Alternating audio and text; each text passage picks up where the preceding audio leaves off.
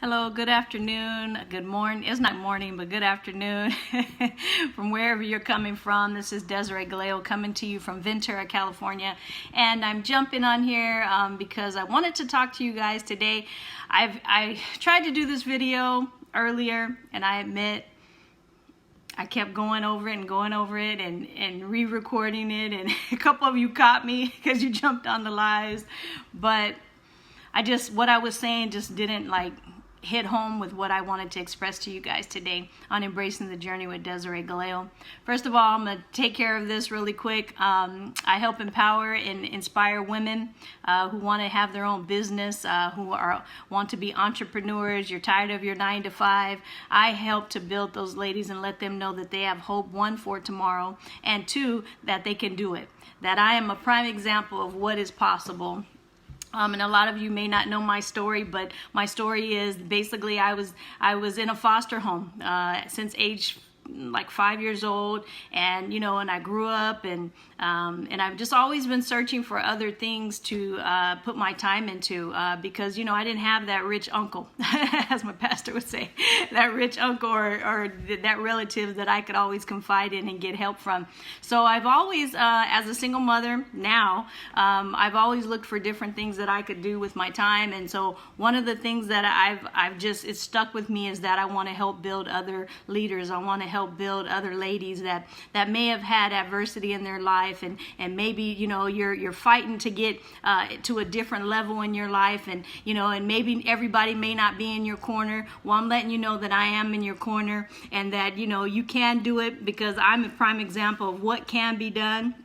And so coming from that background, being a foster child and not really having the backing with my family, yeah, it's been difficult. It's been very difficult, but it's been the people that I've surrounded myself with. It's been mentors, it's been models, it's been my pastor and his wife. It's been many people who have poured into my life over the years. And so it just doesn't just come just like that because you make a decision.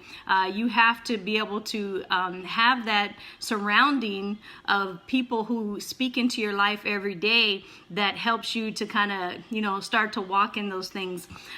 So hi Leslie, how are you doing? I love you too, girl. So what I wanted to talk to you guys about, for those of you who don't know, this month marks almost the year anniversary. April 29th is the year anniversary that my 18-year-old son took his life. And for it to be almost a year later, and then I look at where I'm at, I just, I have such a grateful heart and a thankful heart of where God has brought me from. And it's like, I couldn't have done it without him. I couldn't have done it without him. And not a day passes that I'm actually throughout the day, I'm being thanking him for what he's done in my life. And I know that everyone, maybe you don't know Jesus, maybe you don't know God, maybe you're not a Christian, maybe you're not a believer, but let me let you know that if you, like I've said this before too, whatever you're putting your time into, whatever you're anchored to, when the storms of life hits your life, if you're not anchored to something that's going to hold you steady and it's going to take you off down the drift, down the river, then you need to readjust and rethink about what you're anchoring yourself to. Whether it's a man, whether it's a career, whether it's a company, whatever it is, really you got to look at that and reevaluate. Because when I look at, man, just to have had that situation happen in my life with my son, I never could have imagined that ever happening. He was planning for his future. He was doing different things and that we were excited about. And so for that to happen, it was definitely a blow. But God is good. God continues to, strengthen me and my family. He continues to just keep us in the palm of his hand. You know what I'm saying? And so I'm just very thankful and grateful that I can stand here before you and just witness to you to say that you can make it through.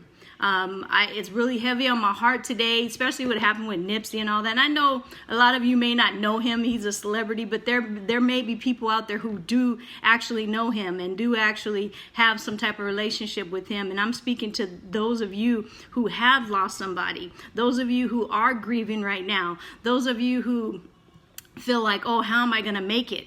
I'm speaking to you today to let you know that you can make it. And yes, it may take time. It may take time and steps for you to go through the grieving process. And the one thing that helped me through my whole process, and I just want to put this in big old bold letters, take it a day at a time. Those simple words, take it a day at a time, is what, oh my gosh, just, it took me through. I mean, I'm almost getting teared up right now just thinking about it, because it was like, there was a point I couldn't even make decisions. I couldn't make decisions. I couldn't think. I didn't want to be around people. So you go through different little transitional, stages when you're grieving.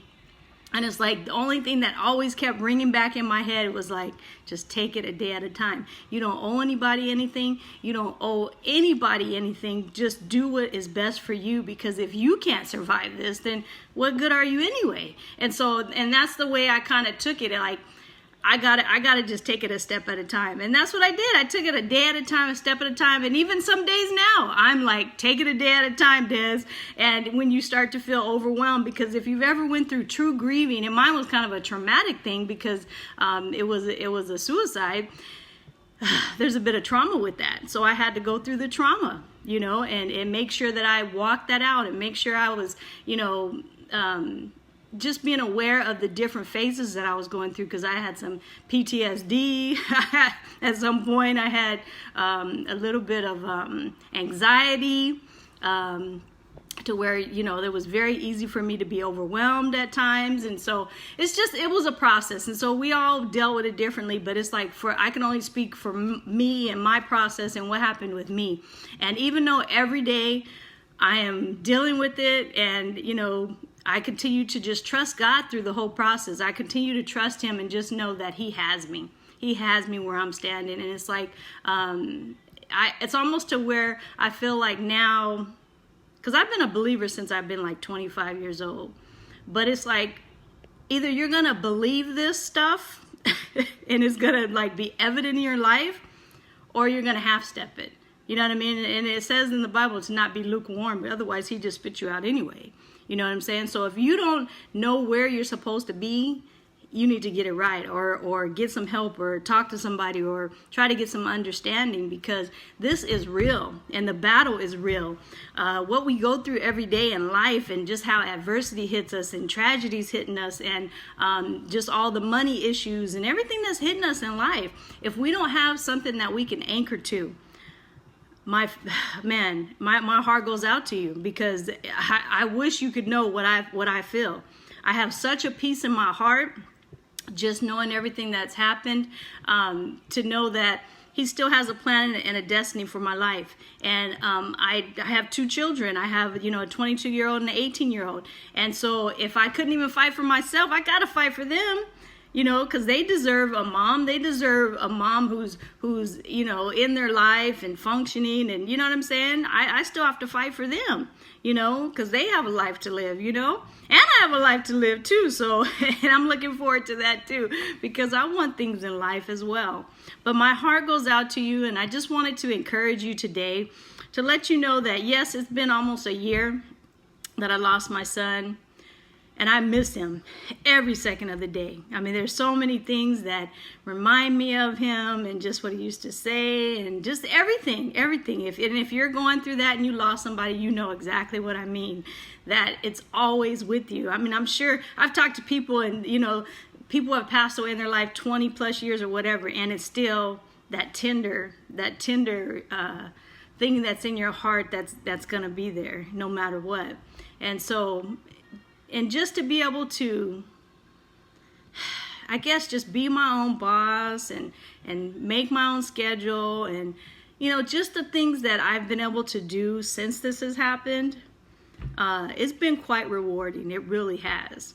And it's allowed me to just take my time, because I was able to, when this happened last April, I took off for probably like 10 months.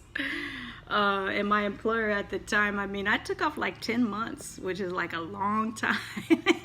But, but that's what I needed. I needed that time. I needed that time to take my time and just figure it all out. you know, and don't let no one rush you. When you're going through things, and especially when it comes to grieving, you got to take your time. Don't let anyone ever rush you. And that's the one thing I would say, along with just take it a day at a time. And don't let people overwhelm you, because people have never experienced it. They don't really understand. They don't understand how to deal with it. They don't understand what to tell you. And that's like the biggest thing too, right there. They don't know what to tell you. And so you just, you know, just most of the time, I'm going to tell you guys a secret. Just be there.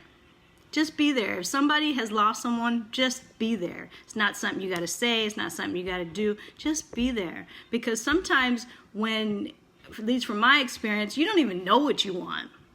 You can barely make a decision, let alone trying to say what I want.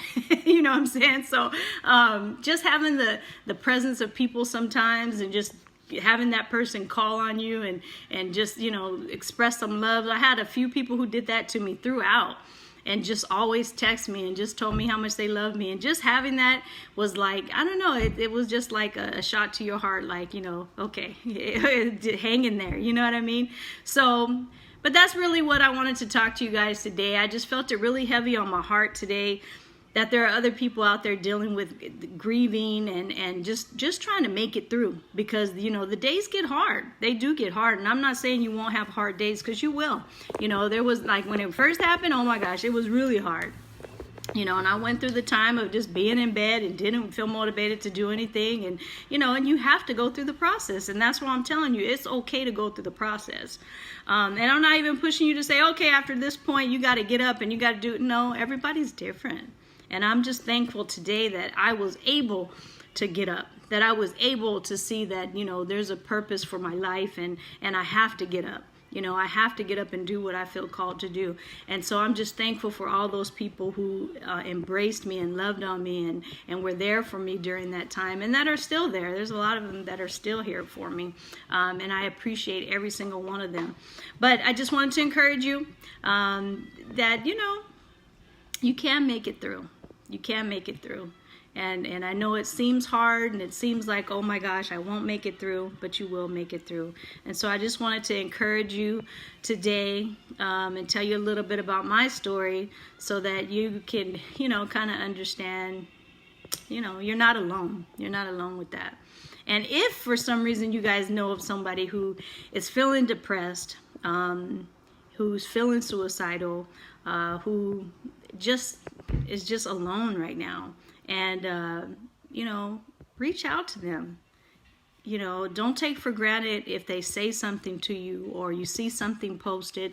Don't take that for granted. Check on them, make sure they're okay, because, you know, this world and the way that we, I guess, interpret things in our life is really hard sometimes, and people are really battling in their minds. And that's what I'm realizing more than ever.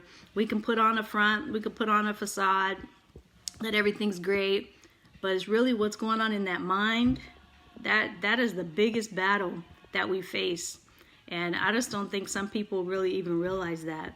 You know, the battle in your mind, just, it can take you out. It really can, you know. So anyway, thank you for embracing the journey with Desiree Galeo today. I just wanted to send you some love today. Thank you for jumping on. Remember, if you like my Facebook Lives, go ahead and turn on the notifications so that you will be notified when I go live. And also, I am building my YouTube channel. And I'm going for 1,000 subscribers. So if you could go to Desiree Galeo on YouTube and subscribe to my channel, I would really appreciate it, and I would love to have you. And hopefully I've given you some value today. And remember, if you need to reach out, you know, send me a message. I would love to speak with you in regards to, you know, if you're going through something, I would like to talk to you and just, you know, and be that ear for you, because I know that sometimes that's hard to get. You know what I mean? Just someone who's not going to judge you, who's not going to just tell you what to do. It's about sometimes just being present and listening. So I just wanted to offer that to you guys. So you guys have a wonderful day, and I will be talking to you soon on Embracing the Journey. Have a wonderful Monday.